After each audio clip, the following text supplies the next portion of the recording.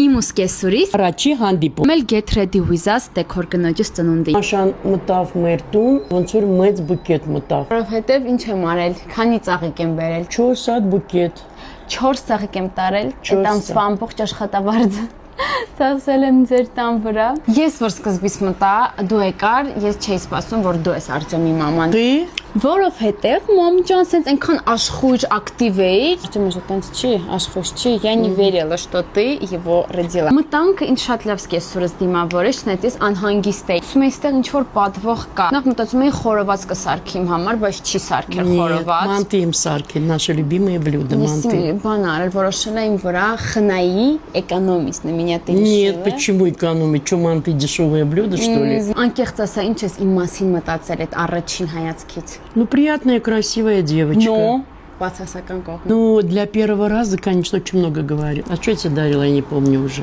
Значит, ничего ты мне не дарила, раз уж не помнишь. Хорошие духи Шанель. Твои любимые, нет? Нет. Скорестанից դուրս եկա։ Ինչ խոսացիք հետո։ Շատ сирун, симпатичная девушка, грамотная, образованная, знает с кем как разговаривать. С первого взгляда ты понравилась нам всем, А конечно. со второго? Но второго уже Артёму решать. Մեր ծանոթությունից անցել է 4 տարի։ Ինչ կասես դու այսօր։ Господи, пожалуйста, спаси и сохрани. Спаси. Я рада, что вы с моим сыном живете, что ты мне подарила внука. Իսկ իմ մասին տպավորությունները լավն են մնացել։ Ну, конечно.